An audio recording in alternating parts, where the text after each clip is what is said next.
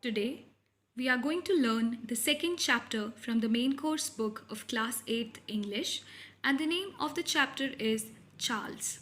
This story is written by an American writer named Shirley Jackson, and she narrates the story from a mother's point of view who discovers her child's identity.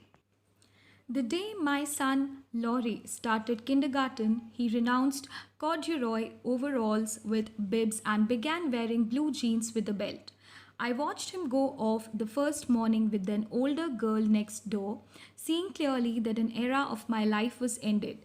My sweet voiced nursery school taught replaced by a long trousered, swaggering character who forgot to stop at the corner and wave goodbye to me. He came home in the same way, the front door slamming open, his cap on the floor, and the voice suddenly became raucous, shouting, "Isn't anybody here?" At lunch, he spoke insolently to his father, spilled his baby sister's milk, and remarked that his teacher said we were not to take the name of the Lord in vain. "How was the school today?" I asked, elaborately casual. "All right," he said. "Did you learn anything?" his father asked. Laurie regarded his father coldly, which means without any affection. "I didn't learn nothing," he said. "Anything?" I asked. "Didn't learn anything." "The teacher spanked a boy, though," Laurie said, addressing his bread and butter, "for being fresh." Here, the meaning of fresh means very rude and disrespectful. He added with his mouth full. "What did he do?" I asked. "Who was it?" Laurie thought. "It was Charles," he said. "He was fresh. The teacher spanked him and made him stand in a corner. He was awfully fresh." "What did he do?" I asked again. But Laurie slid off his chair, took a cookie, and left while his father was still saying, "See here, young man." So you can see that how the attitude or the behavior of a boy named Laurie changed from a sweet voiced nursery school kid to a boy who wears long trousers, and now he is back answering his parents. Whenever his parents asked him something about what did he learn in the school, he simply said that he learned nothing. And he mentioned a boy named Charles, and he said that he was a very naughty and arrogant boy, and so the teacher punished him. She even slapped him for being very rude and disrespectful towards the teacher. Next day, Laurie remarked at lunch, as soon as he sat down, "Well, Charles was bad again today."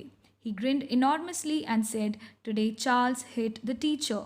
"Good heavens," I said, mindful of the Lord's name. "I suppose he got spanked again." "He sure did," Laurie said. "Look up," he said to his father. "What?"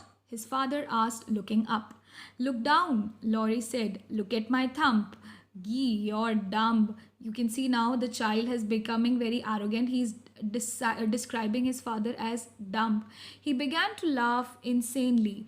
"Why did Charles hit the teacher?" I asked quickly. "Because she tried to make him color with red crayons," Laurie said. "Charles wanted to color with green crayons, so he hit the teacher and she spanked him and said nobody play with Charles, but everybody did." So in the second day also, Charles is being a very bad boy, and Laurie describes about Charles to his parents during the lunchtime, and he says that today Charles has crossed all the limits. He hit the teacher just because she told him to color with red crayons and he wanted to color with green. The third day, it was Wednesday of the week, Charles bounced a seesaw on the head of a little girl and made her bleed. And the teacher made him stay inside all during recess. Thursday, Charles had to stand in a corner during story time because he kept pounding his feet on the floor. Friday, Charles was deprived of blackboard privileges because he threw chalk. So these were all the naughtiness which was made by Charles. On Saturday, I remarked to my husband, "Do you think kindergarten is too unsettling for Laurie? All his toughness and bad grammar, and this Charles boy sounds like such a bad influence." So, here, mother is concerned, listening about Charles every day from her son. She was very much concerned, saying that I think kindergarten is too unrelatable to Laurie, and this boy, Charles, is having a very bad impact and bad influence over our son. "It's all right," my husband said reassuringly. "Bound to be people like Charles in the world. Might as well meet them now than later." So her husband consoles her, saying that no problem, Charles, people like Charles are all over the world. So our son has to deal with them some or the other day. So better now than later. On Monday, Laurie came home late, full of news. "Charles," he shouted as he came up the hill. I was waiting anxiously on the front steps. "Charles," Laurie yelled all the way up the hill. Charles was bad again. "Come right in," I said, as soon as he came close enough. "Lunch is waiting." "You know what Charles did?" he demanded, following me through the door. Charles yelled so in the school they sent a boy in from first grade to tell the teacher. She had to make Charles keep quiet, and so Charles had to stay after school. And so all the children stayed to watch him. "What did he do?" I asked. "He just sat there," Laurie said, climbing into his chair at the table. "Hey, Pop, ye old dust mop. Charles had to stay after school today," I told my husband. Everyone stayed with him. "What does this Charles look like?" my husband asked Laurie. What his other name?" "He's bigger than me," Laurie said, "and he doesn't have any rubbers and he doesn't even wear a jacket."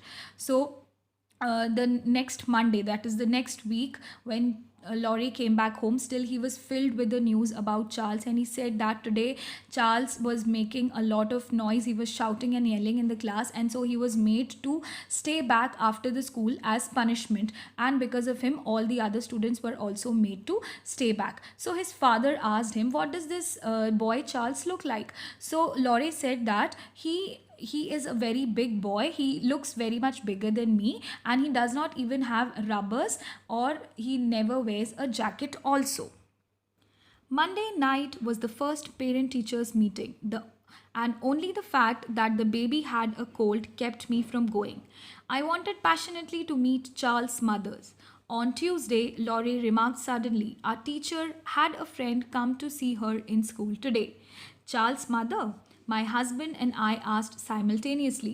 "Nah," Laurie said scornfully. "It was a man who came and made us do exercises. We had to touch our toes. Look."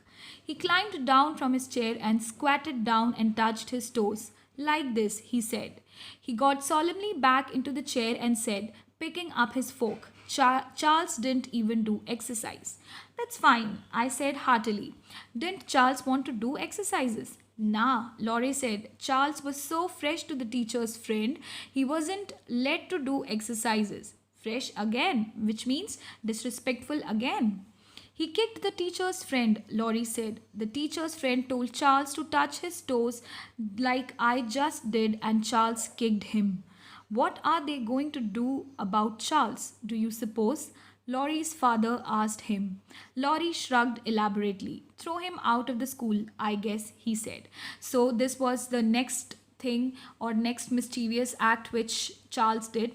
When a teacher came to teach them how to do exercise, Charles did not want to do the exercise, and so he kicked the teacher. And this is a quite disrespectful act. So his father asked Laurie, "What do you think? What is the school going to do with Charles now?" So he said that they are going to simply throw him out of the school. Wednesday and Thursday were routine. Charles yelled during story hour and hit a boy in the stomach and made him cry. On Friday, Charles stayed after school again, and so did all the other children. With the third week of kindergarten, Charles was an institution of our family, which means by the third week, till now, every day, Charles was a character which was narrated now on the ever by Laurie. So by now, both Laurie's parents had become very much familiar with this character named Charles, and they were very eager to know every day about what mischievous things did Charles do today. The baby was being a Charles when she cried all afternoon. Laurie did a Charles when he filled his wagon full of mud and pulled it through the kitchen. Even my husband, when he caught his elbow in the telephone cord and pulled telephone ashtray and a bowl of flowers off the table, said after a first minute, looks like Charles. So he said that whenever any housemate created any destruction, they always used to describe that person like Charles.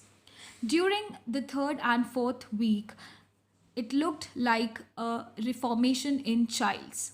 Laurie reported grimly at lunch on Thursday of the third week. Charles was so good today, the teacher gave him an apple. What? I asked, and my husband added warily, You mean Charles? Charles, Laurie said. He gave the crayons around and he picked up the books afterwards, and the teacher said he was her helper. What happened? I asked incredulously. He was her helper, that's all, Laurie said and shrugged. Can this be true about Charles? I asked my husband that night. Can something like this happen? Wait and see, my husband said cynically. When you have got a Charles to deal with, this may mean he is only plotting. He seemed to be wrong. For over a week, Charles was the teacher's helper.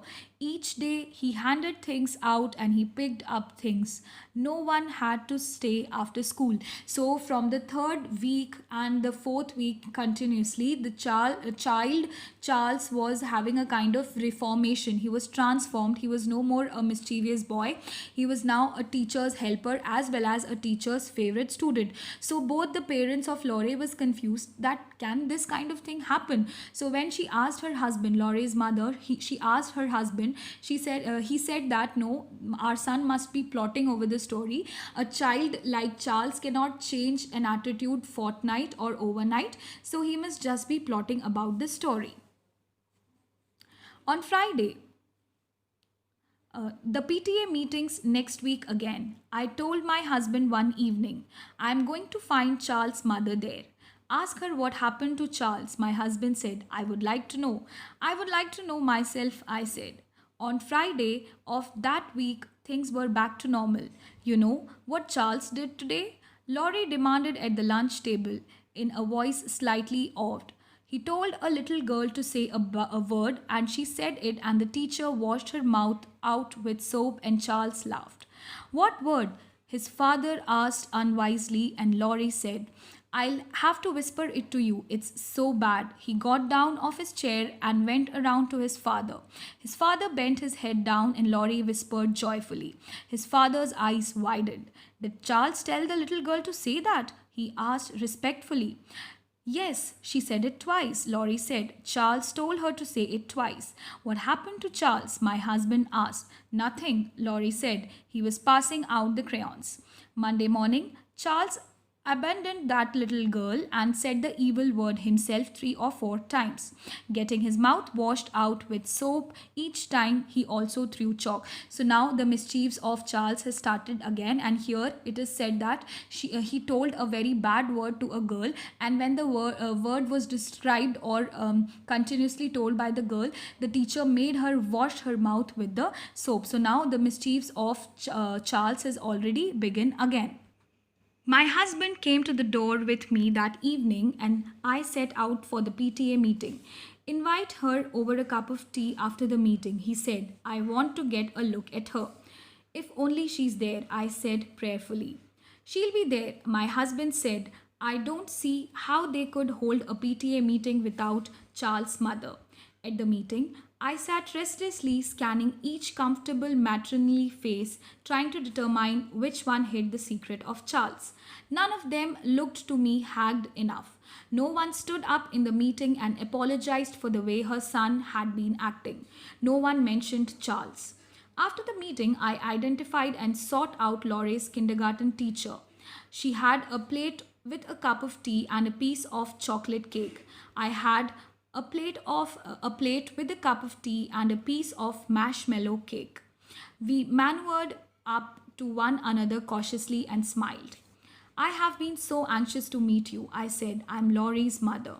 We are all so interested in Laurie, she said. Well, he certainly likes kindergarten, I said. He talks about it all the time. We had a little trouble adjusting the first week or so, she said primly. But now he's fine little helper, with occasional lapses, of course. Laurie usually adjusts very quickly, I said. I suppose this time it's Charles' influence. Charles? Yes, I said laughingly. You must have your hands full in that kindergarten with Charles. Charles? She said, we don't have any Charles in the kindergarten. So this is the climax of the story when for the second time the mother goes to the PTA meeting. She discovers that there is no boy named Charles in the kindergarten. First, she tries to find out a mother or a father who is sitting with a very apologetical behavior. But then she sees that nobody was sorry. There was no discussion about Charles. There was no such conversation which described Charles. So when she had a one-on-one conversation with the teacher told that Laurie is a good boy, certainly, but sometimes he shows certain mischievous behavior. So his mother said that must be because of Charles' influence over my child. But then the teacher anxiously tells that there is no boy called Charles in my class. So here through this climax we come to know that there is no boy called Charles. It was just an imaginary figure created by son Laurie, and all throughout the time when he was describing about Charles' misbehavior, it was actually Laurie who was describing about his mischievous behavior. So the mother might be very shocked to know that the character of Charles was just an imaginary figure and all those mischiefs were actually made by Laurie, her son. So this was the story where we discussed about a boy named Laurie and his imaginary creation Charles.